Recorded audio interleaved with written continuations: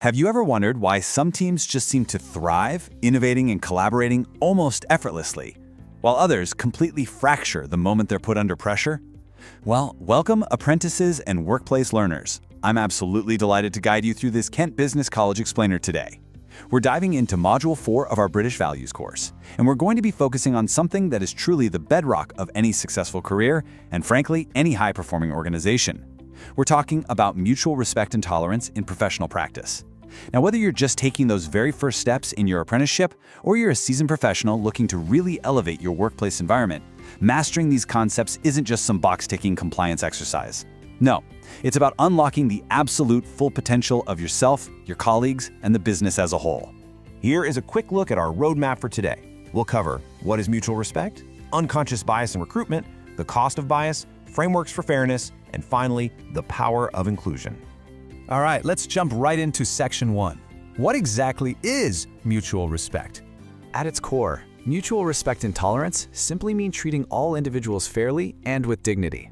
It doesn't matter what their background is, what their beliefs are, or what personal characteristics they have. But let's move beyond the textbook definition for a second. What does dignity actually look like in our day-to-day interactions? Well, imagine a really high-stakes project meeting. A respectful workplace is one where a junior apprentice can present a new idea and senior manager actively listens to them. They validate that expertise, rather than just dismissing it out of hand because of the person's age or lack of experience. It requires us to consciously recognize and appreciate our differences, whether that's culture, ethnicity, gender, religion, disability, or sexual orientation. When you practice active listening and give your colleagues the space to be their authentic selves without fear of judgment, you're building profound psychological safety. It's not just about, avoiding arguments. It's about actively creating an environment where everyone feels entirely secure in their professional identity. And that brings us to a really crucial distinction, the difference between diversity and inclusion. Now, these terms are thrown together all the time, but they actually mean entirely different things in practice. Diversity is simply the presence of differences within a team. It's the raw mix of backgrounds, experiences, and perspectives that you just happen to have in the room. Inclusion, on the other hand, is ensuring those differences are actively valued and integrated into how the organization operates. You can hire a massively diverse workforce, but without an inclusive environment, one that actually removes operational barriers and encourages open dialogue, that diversity simply cannot thrive. Think of it this way. Diversity is having a seat at the table. Inclusion is making sure your voice is actually heard when the major decisions are being made. Research consistently shows us that workplaces with strong inclusive cultures have significantly lower staff turnover. And for apprentices specifically, being in an inclusive environment actively prevents burnout and massively boosts long-term career engagement. Moving on to Section 2. Let's look at unconscious bias and see how these principles are actually tested during recruitment.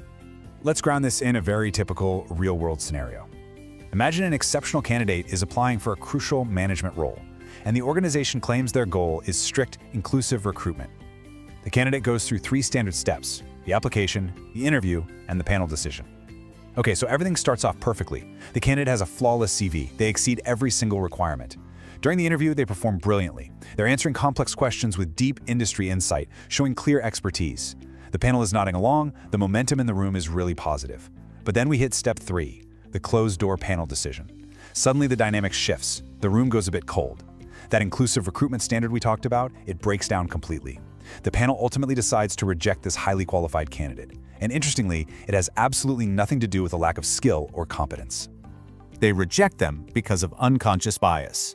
This right here is the exact moment the system fails. Unconscious bias happens when we make decisions based on personal assumptions, stereotypes, or rapid gut feelings, rather than merit, competence, or the actual needs of the business.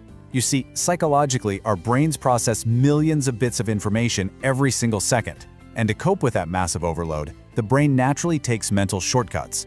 While these shortcuts aren't always deliberately malicious, in a professional setting, they are highly damaging. A panel member might lean back and say something like, they just didn't feel like the right culture fit. But culture fit is very often just an unexamined code word for someone who looks, thinks, and sounds exactly like me. By relying on these mental shortcuts, the panel completely bypasses objective merit. It destroys fairness, and it undermines the very foundation of mutual respect we just established. Which leads us perfectly into Section 3, the cost of bias and its cascading effects. When merit is abandoned, the ripple effects are severe. A single bias recruitment decision limits diversity immediately, shutting out fresh perspectives right at the door. But the damage runs much deeper than that, into the business. It shatters the perception of fairness within the company culture. And employees are incredibly perceptive, right? They notice when promotions or hires aren't fair, and as a result, morale absolutely plummets. From a business perspective, the cost is staggering. A homogeneous team creates an echo chamber. Because everyone is approaching problems from the exact same angle, creative problem solving just stalls out. The company begins to miss subtle market trends, they fail to anticipate the complex needs of a diverse client base, and ultimately, the bottom line suffers.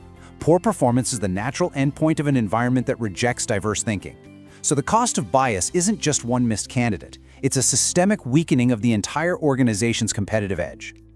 Okay, Section 4, Frameworks for Fairness. Let's look at the legal and policy rules that keep us on track. The standard for fair treatment isn't just a polite suggestion or some moral ideal, it is anchored by very robust legal frameworks. Most notably, here in the UK, we have the Equality Act 2010. This vital piece of legislation protects individuals from discrimination based on protected characteristics, which include age, race, gender, religion, disability, and sexual orientation. The Equality Act is the absolute baseline of professional practice. It places a strict legal requirement on all organizations to ensure their policies and practices do not disadvantage individuals unfairly.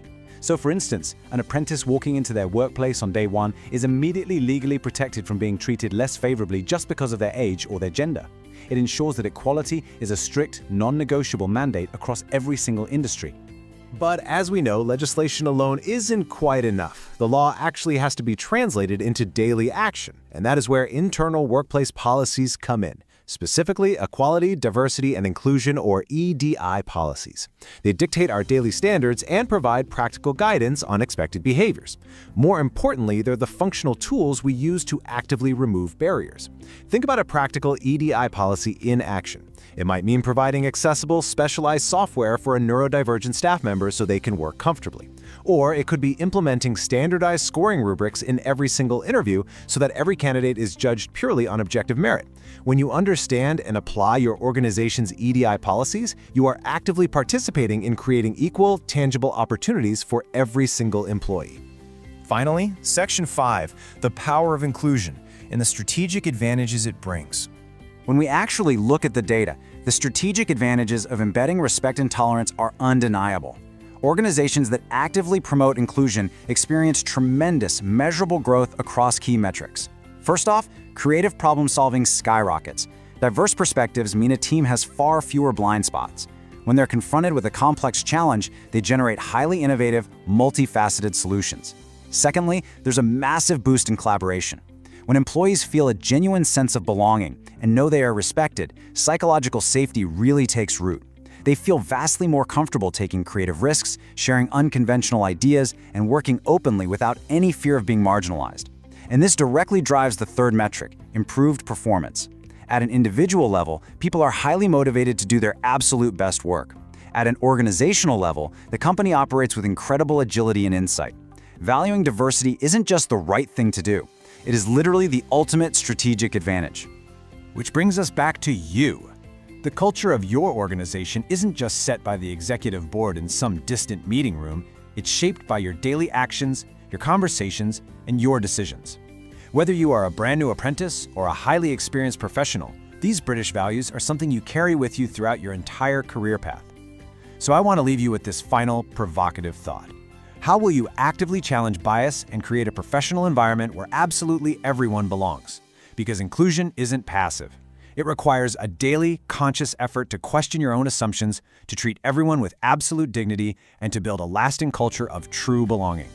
Thank you so much for your focus and dedication to learning today. By understanding and actually applying these principles, you're helping to build the high-performing, inclusive workplaces of the future.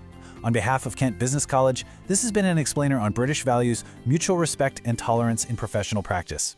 Keep learning, keep challenging bias, and keep fostering respect in everything you do.